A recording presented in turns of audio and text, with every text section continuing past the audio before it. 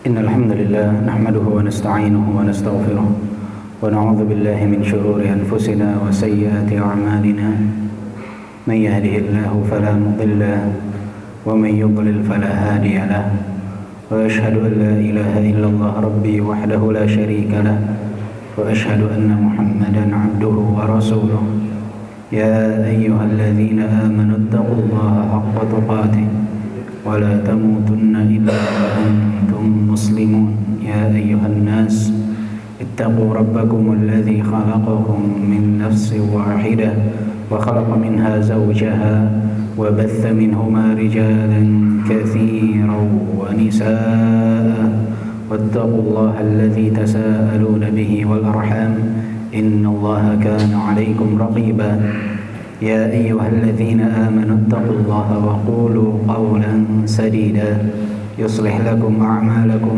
ويغفر لكم ذنوبكم ومن يطع الله ورسوله فقد فاز فوزا عظيما اعلموا فإن أصدق الحديث كتاب الله وخير الهدي هدي محمد صلى الله عليه وسلم وشر الأمور محدثاتها وكل محدثة بدعة وكل بدعة ضلالة وكل ضلالة في النار أما بعد.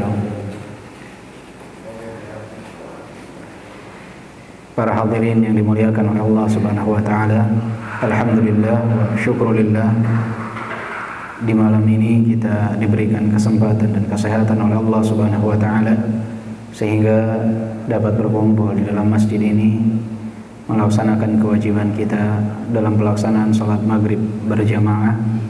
Kemudian kita lanjutkan dengan turut serta dalam mendengarkan dan juga mengkaji apa yang ada di dalam syariat yang mulia ini, yang merupakan bagian dari kewajiban kita dalam menuntut ilmu agama, yang Rasulullah sallallahu alaihi wasallam sebutkan, talabul ilmi fardhatun ala kulli muslim. Menuntut ilmu adalah kewajiban bagi setiap muslim. Di tengah kesibukan antum semua, Allah Subhanahu wa taala perkenankan antum untuk datang.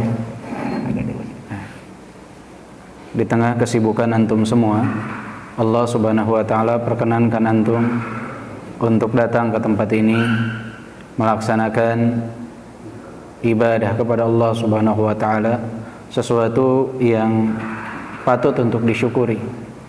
Karena banyak manusia yang Allah Subhanahu wa taala berikan kesehatan dan waktu luang, namun mereka lalai dari mengingat Allah Subhanahu wa taala.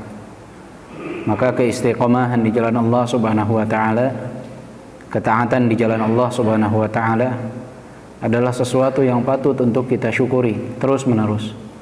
Jangan pernah bosan hati kita untuk bersyukur kepada Allah, lisan kita untuk mengucapkan alhamdulillah alladzi bi ni'matihi tatimmus shalihat, dan perbuatan kita juga jangan pernah jauh dari bersyukur kepada Allah Subhanahu wa taala, yaitu dengan memanfaatkan segalanya di dalam ketaatan kepada Allah Subhanahu wa taala. Karena hanya sedikit hamba yang bersyukur, wa qalilum min ibadiyasy syakur, dan sedikit di antara hambaku yang bersyukur. Maka berusahalah agar diri kita termasuk dalam kelompok yang sedikit tersebut. Di tengah badai fitnah, di tengah badai ujian yang Allah Subhanahu wa taala berikan kepada kita, tetap yakin bahwa kita mampu untuk menjadi hamba Allah yang bersyukur kepada Allah Subhanahu wa taala. Karena dengan bersyukur itulah Allah Subhanahu wa taala akan menetapkan nikmat yang Allah karuniakan kepada kita. Bahkan Allah akan menambahnya. Umar bin Abdul Aziz mengatakan, qayyidu ni'amallah bisyukrillah. Ikatlah oleh kalian nikmat Allah dengan cara bersyukur kepada Allah Subhanahu wa taala. Dan Allah Subhanahu wa taala pun berfirman di dalam Al-Qur'an, yang mana Allah Subhanahu wa taala firmankan di dalam ayat Al-Qur'an, barang siapa yang bersyukur kepada Allah Subhanahu wa taala, Allah akan tambahkan nikmat untuknya. La in syakartum la azidannakum. Jika kalian bersyukur, aku akan tambahkan nikmat untuk kalian. Maka selalu hati ini penuhi dengan rasa syukur atas segala nikmat yang Allah Subhanahu wa taala karuniakan. karena kekufuran kita atas nikmat yang Allah berikan. Tidaknya kita bersyukur kepada Allah Subhanahu wa taala itu bukanlah solusi. Bahkan bisa menjadi sebab Allah cabut nikmat yang Allah berikan. Wala in kafartum inna adzabi lasyadid. Jika kalian kufur, maka sesungguhnya azabku sangatlah pedih. Ayyuhal ikhwah rahimani wa rahimakumullah. Pada kesempatan malam ini, insyaallah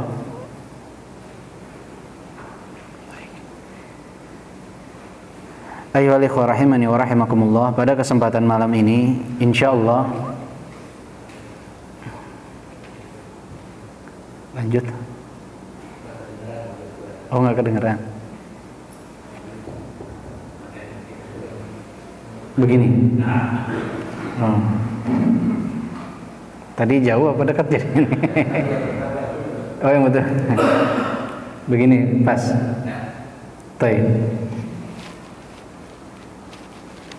Izin minum dulu ya.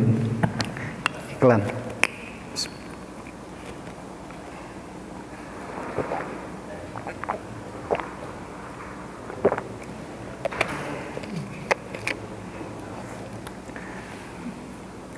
Ayyuhal ikhwah rahimani wa rahimakumullah. Pada kesempatan malam yang berbahagia ini insyaallah kita akan sedikit membahas tentang salah satu kisah yang dialami oleh Amirul Mukminin Umar bin Khattab radhiyallahu anhu. Mungkin kisah ini sudah pernah ada yang mendengarnya, namun ana sering mengatakan at-tikrar yu'allimu syuttar. Pengulangan mengajarkan orang-orang pintar dan cerdas. Seseorang ketika mendengar kembali apa yang pernah dia dengar, insyaallah akan mengambil faedah lain dari apa yang sebelumnya dia ketahui. Di zaman kepemimpinan Umar bin Khattab radhiyallahu anhu, suatu hari Umar bin Khattab tidak melihat salah seorang murid beliau yang berasal dari negeri Syam. Kisah ini disebutkan oleh Ibnu Katsir di dalam tafsirnya ketika beliau menafsirkan surat Ghafir ayat ketiga. Ketika Umar bin Khattab radhiyallahu anhu tidak melihat sosok lelaki yang berasal dari negeri Syam tersebut, Umar bin Khattab pun bertanya kepada para sahabatnya, "Aina fulan ibni fulan?" Di manakah fulan ibni fulan? Bukan namanya fulan ibni fulan, tetapi disamarkan, tidak disebutkan namanya dalam kisah tersebut. Maka para sahabat dari Umar bin Khattab radhiyallahu anhu mengatakan, sesungguhnya fulan ibni fulan saat ini telah menjadi peminum khamr dan sudah beberapa hari ini kami tidak melihatnya. Maka Umar bin Khattab radhiyallahu anhu pun memanggil juru tulis beliau. Kemudian memerintahkan kepada juru tulisnya, "Uktub, tulislah dari Umar bin Khattab kepada fulan ibni fulan, assalamu alayka amma ba'du. Sesungguhnya aku memuji Allah Subhanahu wa taala dan tidak ada zat yang berhak disembah kecuali Allah. Ghafiridz dzambi wa qabilit taubi syadidil iqabi dzil tawli la ilaha illahu ilaihil masir." Allah adalah zat yang maha pengampun dan menerima taubat dan keras siksaannya, dan Allah memiliki karunia. Tidak ada yang berhak disembah kecuali Allah, dan kepada Allah lah semua makhluk akan kembali. Surat yang singkat ini kemudian dikirimkan oleh Umar bin Khattab kepada lelaki tersebut. Namun sebelum surat tersebut sampai kepada lelaki itu, Umar bin Khattab radhiyallahu anhu terlebih dahulu mengatakan kepada para sahabatnya, "Ud'u li akhikum an yaqbala biqalbihi wa an yatuballahi alaihi wa an yatuballahu alaihi." Ud'u li akhikum an yaqbala biqalbihi wa an yatuballahu alaihi. Berdoalah kalian untuk saudara kalian agar dia menerima surat ini dengan hatinya dan agar Allah Subhanahu wa taala mengaruniakan taubat kepadanya. Maka ketika surat tersebut sampai kepada lelaki yang berasal dari negeri Syam tersebut, dia pun terus membaca surat itu hingga dia berkali-kali mengucapkan ghafiridz dzambi wa qabilit taubi syadidil iqab qad hadzarani uqubatahu wa wa'adani an yaghfira li. Ghafiridz dzambi wa qabilit taubi syadidil iqab qad hadzarani uqubatahu wa wa'adani an yaghfira li.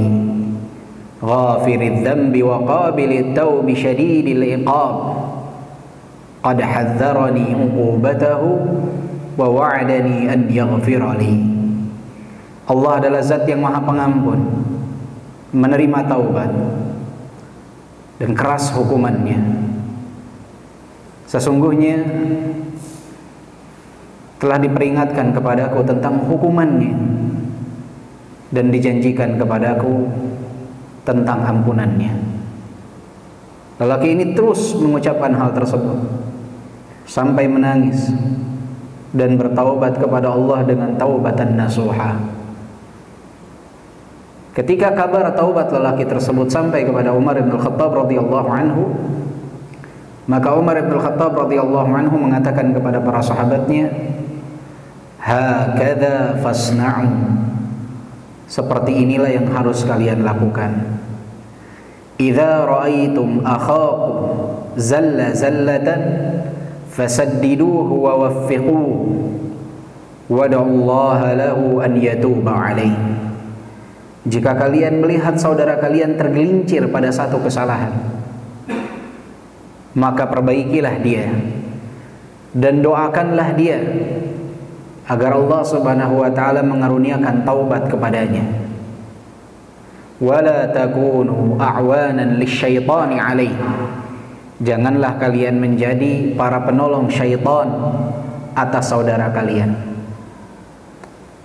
Kisah ini, ayyuhal ikhwah rahimani wa rahimakumullah, sebagaimana yang tadi telah disebutkan, tercantum di dalam tafsir Ibnu Katsir berkenaan dengan tafsir surat Ghafir ayat ketiga, yaitu ghafiridz dzambi wa qabilit taubi syadidil iqab dzit tauli la ilaha illahu ilaihil masir.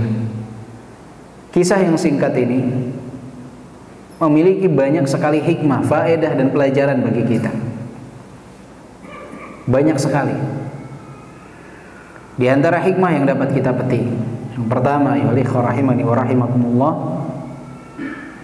bagaimana seharusnya seseorang peduli kepada orang-orang yang ada di sekitarnya, terlebih jika dia sebagai pemimpin atau sebagai guru atau sebagai pengajar. Inilah yang ditunjukkan oleh Umar bin Khattab radhiyallahu anhu warḍah.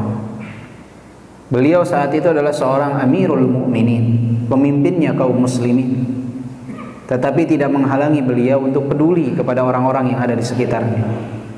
Bahkan beliau selalu ingat ketika satu dua orang tidak hadir di dalam majelisnya, beliau menanyakan kemana orang tersebut. Jika wafat, maka berkewajiban untuk menyolatkan dan mengurusi jenazahnya. Jika sakit, seorang muslim berkewajiban untuk menjenguknya. Jika berada dalam kesulitan, maka harus membantunya.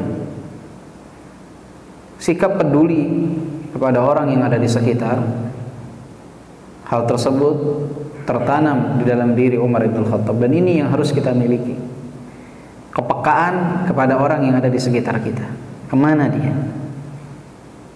Jangan ketika ada seseorang yang biasa istiqamah beribadah di dalam masjid ini, kemudian tidak ada, ya sudah saja. Tidak. Seorang muslim harus peka. Apa alasan dia tidak hadir? Seperti tadi, jika dia sakit, ya kita wajib menjenguknya. Jika dia memiliki kesulitan, kita harus membantunya. Jika dia tergelincir pada satu kesalahan, ya kita harus menasehatinya. Ini yang dilakukan oleh Umar bin Khattab radhiyallahu anhu warḍah. Kemudian ayyuhal ikhwah rahimani wa rahimakumullah, dari kisah ini pula pelajaran kedua yang dapat kita petik adalah seseorang harus memiliki sifat tawadhu, kerendahan hati. Kerendahan hati adalah suatu amalan yang sangat mulia. Bahkan disebutkan afdhalul ibadat at-tawadhu. Ibadah yang paling afdal adalah kerendahan hati. Umar bin Khattab adalah seorang Amirul Mukminin. Tetapi ketika surat tersebut dikirimkan kepada lelaki itu, Umar bin Khattab tidak mengatakan kepada juru tulisnya, catatlah dari Amirul Mukminin, tidak. Tetapi Umar bin Khattab mengatakan, catatlah, tulislah dari Umar bin Khattab kepada fulan ibni fulan. Seseorang tidak bangga dengan kedudukannya, karena kedudukan adalah amanah dari Allah Subhanahu wa taala. Berbeda dengan kita di zaman sekarang. Ketika kita memiliki gelar, ketika memiliki jabatan, merasa terhina ketika jabatan kita, pangkat kita, kedudukan kita, gelar kita tidak disebutkan oleh orang lain. Bahkan gelar yang sering diberikan kepada orang yang selesai melaksanakan ibadah haji saja di Indonesia, ketika tidak disebutkan di awal, banyak di antara kita yang tidak mau menoleh ketika dipanggil namanya. Kalau namanya Abdullah, nggak mau dipanggil Abdullah, nggak mau panggil, nggak mau melihat, harus dipanggil Haji Abdullah baru nengok. Bayangkan, jangankan berkenaan dengan dunia, ternyata berkenaan dengan amalan ibadah saja masih banyak yang tidak berendah hati. Padahal kerendahan hati ini ibadah yang sangat luar biasa.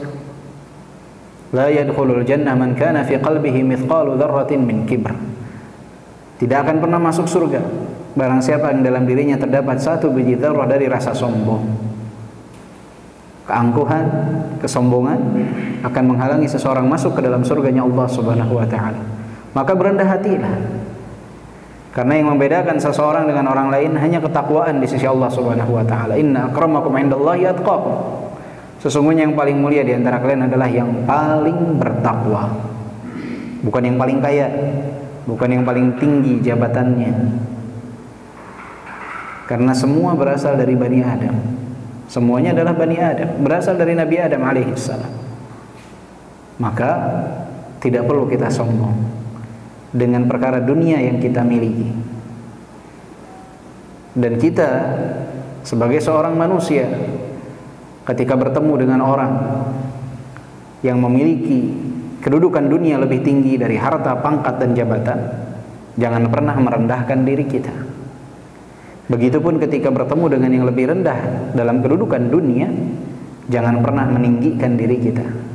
Sejajarkan selalu diri kita dengan mereka.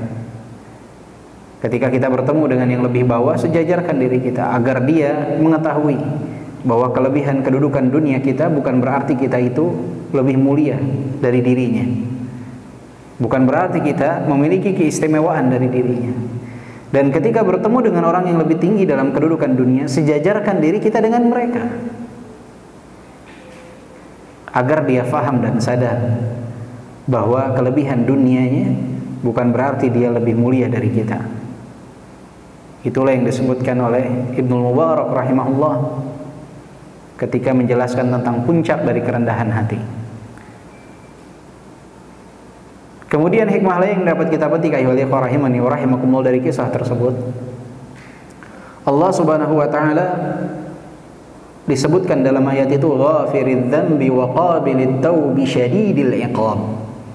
Allah zat yang maha pengampun, Allah maha menerima taubat, dan azab Allah sangatlah pedih. Untuk bangkit karena merasa Allah nanti akan mengampuni saya, karena dia lupa bahwa azab Allah sangatlah pedih. Maka penting bagi seorang yang beriman kepada Allah Subhanahu wa taala di dalam hidupnya selalu berada di pertengahan antara rasa takut dan pengharapan kepada Allah Subhanahu wa taala. Hikmah berikutnya yang dapat kita petik dari kisah tersebut adalah tidak ada seorang pun yang maksum dari dosa setelah Rasulullah sallallahu alaihi wasallam. Sosok lelaki tersebut bisa jadi dia adalah seorang sahabat Nabi Muhammad sallallahu alaihi wasallam. Jika dia sempat bertemu dengan Nabi Muhammad sallallahu alaihi wasallam, atau minimal dia adalah seorang tabi'in karena bertemu dengan sahabat Nabi Muhammad sallallahu alaihi wasallam. Generasi terbaik dari umat, sahabat, tabi'in, atba'ut tabi'in. Namun ternyata beliau tergelincir pada satu kesalahan. Bahkan kesalahan tersebut bagian daripada dosa besar, yaitu meminum khamr. Sehingga seseorang harus paham ini, bahwa tidak ada yang maksum dari dosa setelah Rasulullah sallallahu alaihi wasallam hingga akhir zaman kelak. Yang jadi poinnya adalah bukan seseorang berdosa atau tidak, karena kita sebagai Bani Adam pasti berbuat dosa dan kesalahan. Kullu Bani Adam khata', kata Rasulullah. Semua Bani Adam pasti berbuat salah, pasti, dengan variasi kesalahan. Bukan itu yang menjadi poin pentingnya. Yang menjadi poin pentingnya adalah apakah kita bertaubat setelah kita berbuat salah, atau kita terus menerus dalam kesalahan itu.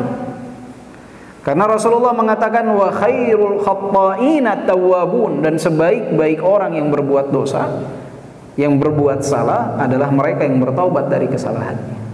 Dan inilah yang dilakukan oleh para sahabat, para tabi'in, para atba'ut tabi'in.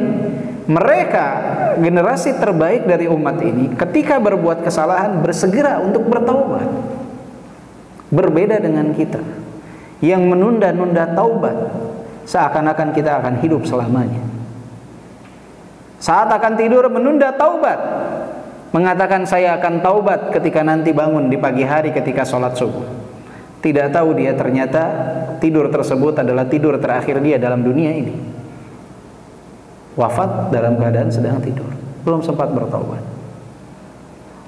Maka poin tersebut yang harus kita mengerti. Tidak ada yang maksum dari dosa. Poinnya harus bertaubat dari dosa. Karena mustahil seseorang tidak berbuat salah itu mustahil. Seseorang tidak punya kekurangan itu mustahil. Bahkan sebagian orang itu tidak mau bergaul dengan seseorang, merasa jijik dengan seseorang ketika dia berbuat kesalahan atau kekhilafan. Sesuatu yang aneh. Biasanya orang yang seperti ini jarang untuk bercermin di hadapan kaca.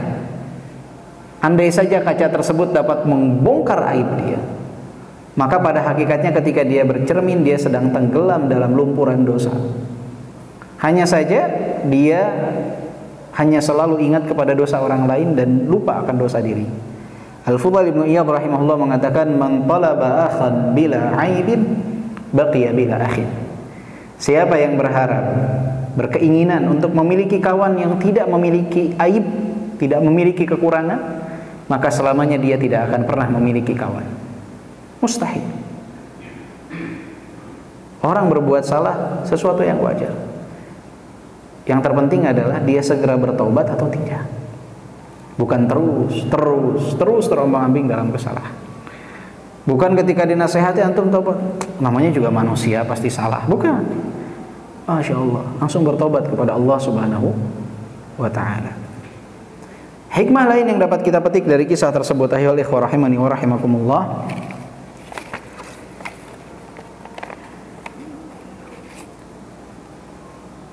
dan ini sesuatu yang sangat luar biasa. Jangan pernah kita mencela orang lain yang berbuat kesalahan, dan jangan pernah kita membiarkan orang lain terombang-ambing dalam kesalahan dan kemaksiatan. Jadi seorang yang beriman kepada Allah Subhanahu wa ta'ala, dia tidak akan mencela, tidak akan mencaci orang yang berbuat salah, dan dia pun tidak akan membiarkan masa bodoh terhadap orang yang berbuat kesalahan. Karena dua perlakuan tersebut adalah perlakuan yang sama-sama tidak diridhoi oleh Allah dan Rasul-Nya. Membiarkan orang berada dalam penyimpangan ataupun mencela orang yang berada dalam penyimpangan. Orang yang membiarkan orang lain terombang-ambing dalam kesalahan dan dosa, ini sama halnya dengan orang-orang yang kufur dari Banu Israel yang terlaknat di dalam Al-Quran. Mereka terlaknat. Apa sebabnya? Kanu la yatanahawna am munkarin fa'alu labi'sa ma kanu yaf'alun. Mereka itu tidak saling amar ma'ruf nahi munkar, tidak saling mengingkari orang yang berbuat kemungkaran.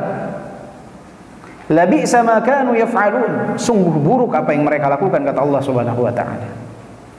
Sehingga mereka mendapatkan adab dari Allah Subhanahu wa taala, mendapatkan hukuman dari Allah Subhanahu wa taala. Karena tidak ada lagi orang yang muslih, yang memperbaiki keadaan orang lain. Yang saleh mungkin banyak untuk dirinya sendiri, tapi tidak berusaha membenarkan dan memperbaiki orang lain. Jangan sampai kita menyerupai orang-orang kafir dari golongan Banu Israil yang terlanat dalam Al-Quran.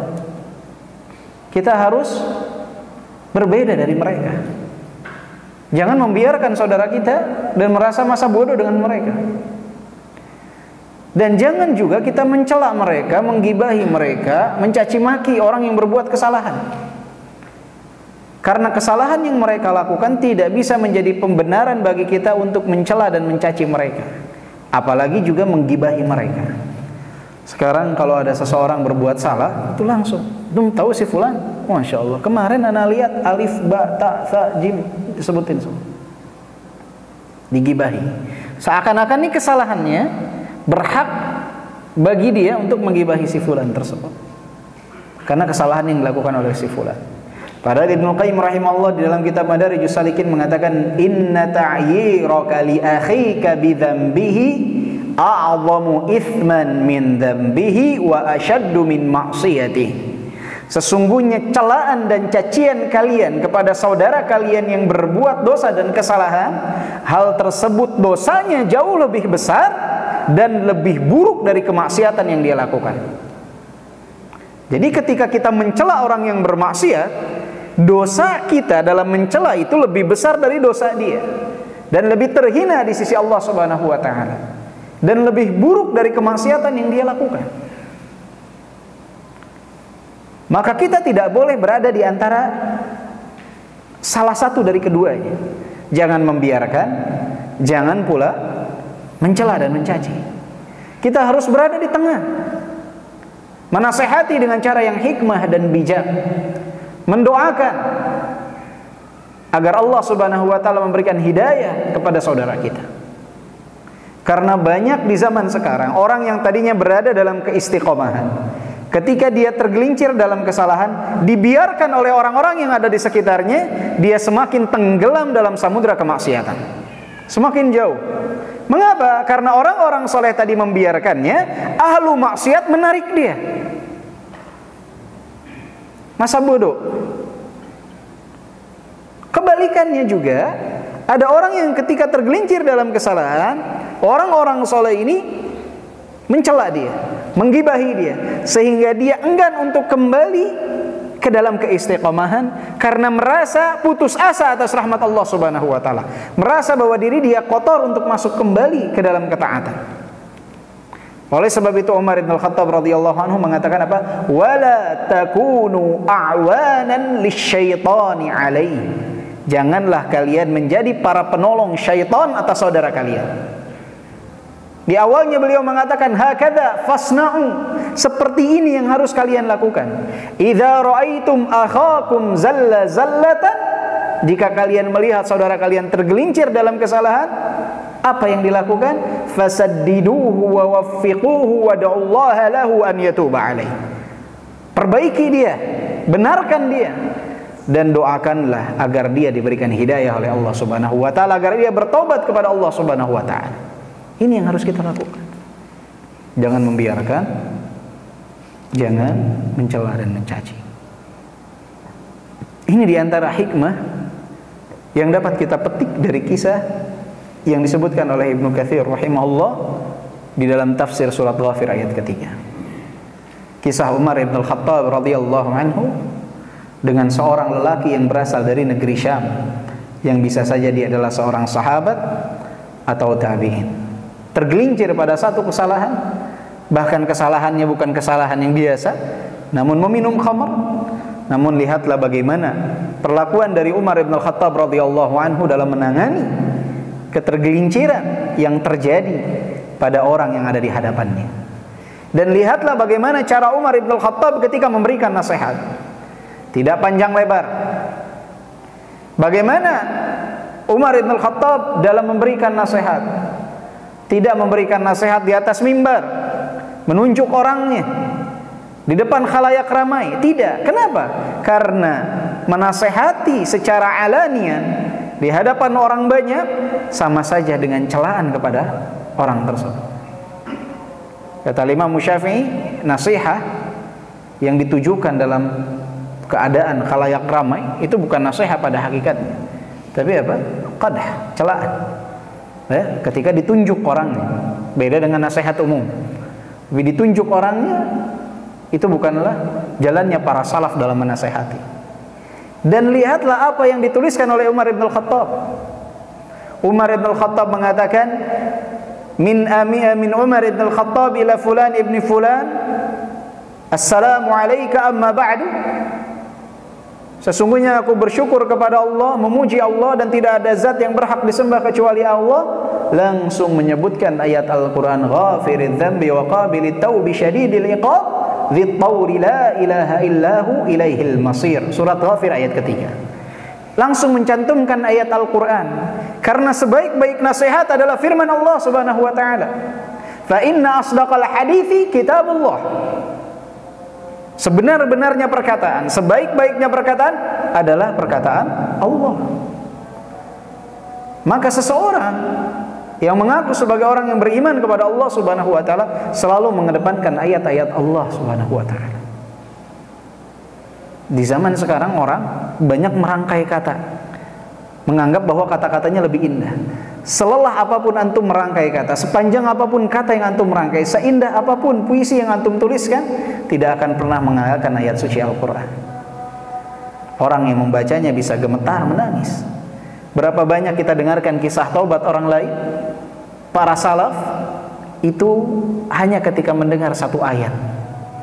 Al-Fudail ibn Iyad rahimahullah, sosok yang disebut sebagai perompak, yang khusus spesialis merompak orang-orang yang hendak melaksanakan ibadah umrah dan haji selama 40 tahun. Tapi ketika mendengar firman Allah Subhanahu wa taala dibacakan, alam ya'ni lil ladzina amanu an takhsha'a qulubuhum li dzikrillah wa ma nazala minal haqq. Bertaubat kepada Allah Subhanahu wa taala, meneteskan air mata, menuntut ilmu hingga menjadi ulama besar bagi kaum muslimin. Karena ayat Al-Qur'an. Maka ketika kita ingin menasehati orang lain, ingin menyembuhkan penyakit dalam diri kita, kembali kepada Al-Quran. Dengarkan Al-Quran, bacalah Al-Quran. Jika mulai hati kita menyimpang dari kebenaran, kembali kepada Al-Quran. Baca kitabullah. Ketika kita ingin mendekatkan orang lain kepada keistiqomahan, dekatkan dia dengan Allah. Suruh dia membaca ayat Al-Quran. Inilah jalan para salaf dalam menasihati di antara mereka. Kita kembalikan kepada Al-Quran, kitabullah, firman Allah Subhanahu wa ta'ala, merupakan syifa, obat hati kita, obat bagi tubuh kita. Maka biasakan untuk sering melantunkan ayat Al-Quran setiap hari kita, jika kita ingin sembuh dari segala macam penyakit, wabil khusus penyakit hati kita. Ini pertanda bahwa ketika seseorang mendengar ayat Al-Quran, bergetar hati, tanda orang yang beriman kepada Allah Subhanahu wa ta'ala.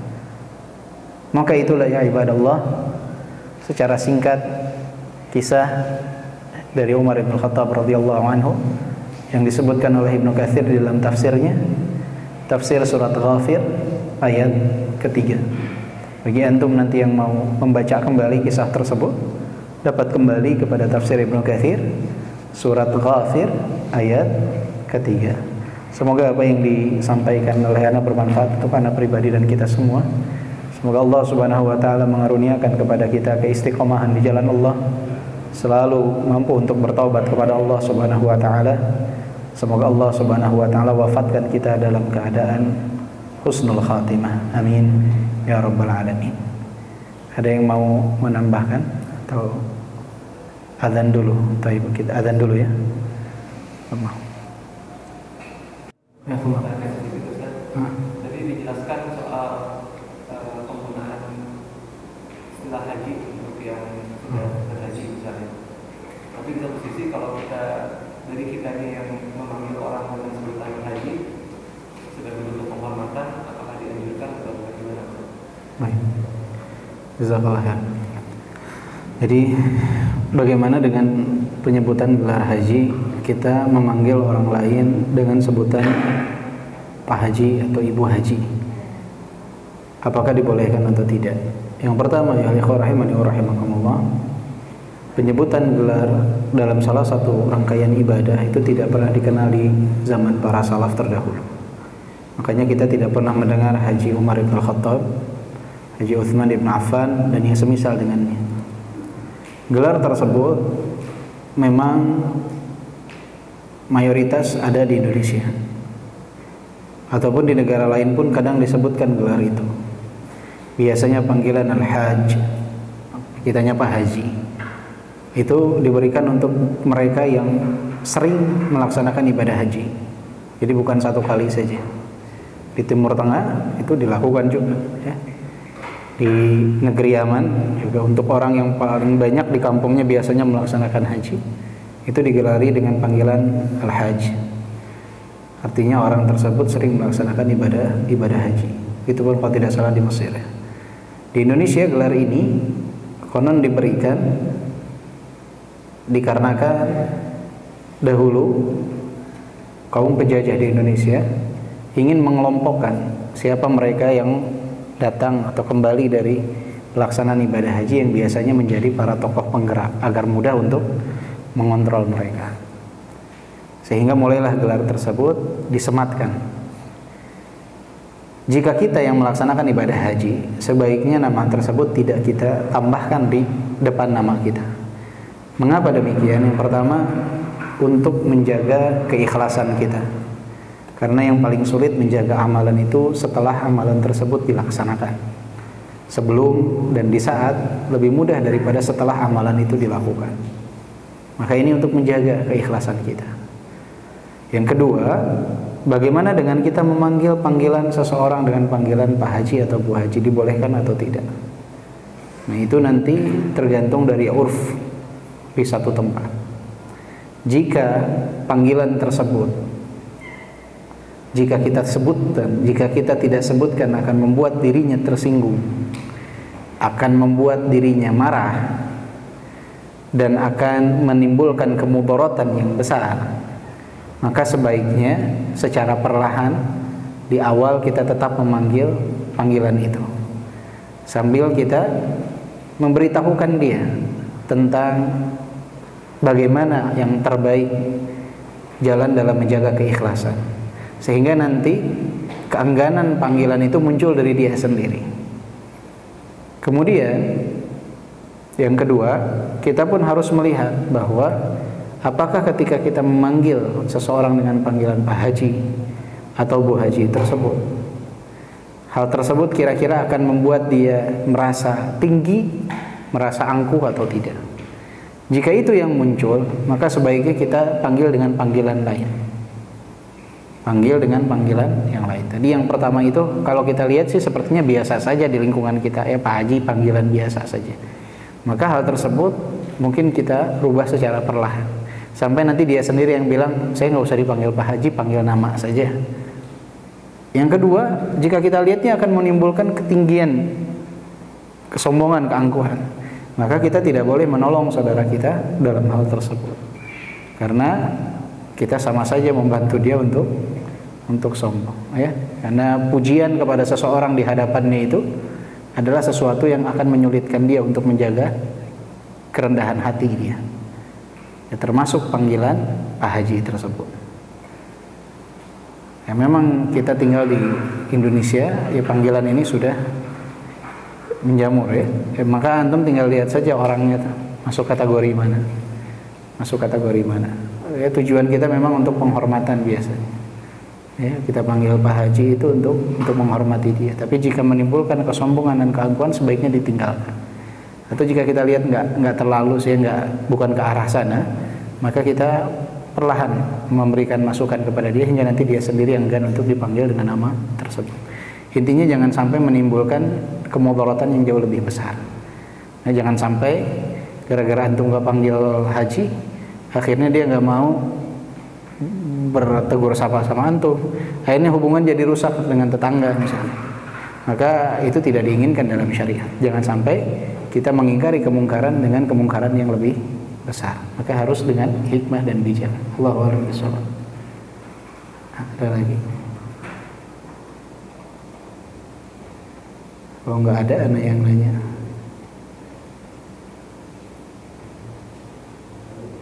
Tidak ada. Tidak ada. Ada yang ingat tadi rakaat kedua imam baca sholat apa saat maghrib? Surat apa?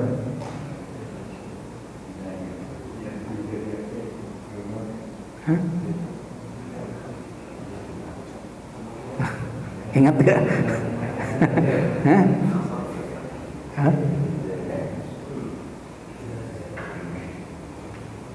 Baca surat apa? Ghafir.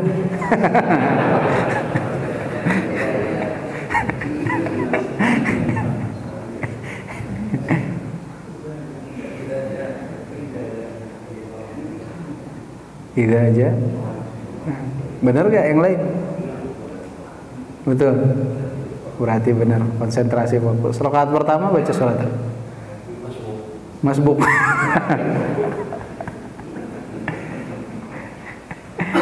Taib. Kalau begitu intinya kenapa Anda tanyakan tentang surat tersebut? Agar kita lebih khusyuk dan fokus dalam sholat. Ya, kadangkala kita tuh masuk dalam sholat, mulai itu urusan dunia, semua terbuka. Maka salah satu cara mengecek nih kita sholat fokus apa enggak, beres sholat tanya sama diri sendiri. Tadi imam baca apa ya? Ingat gak kita? Itu salah satu cara.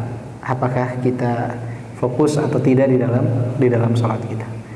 Dan kalau tadi bahasan kita tentang surat apa? Ghafir ayat 3. Ya Allah.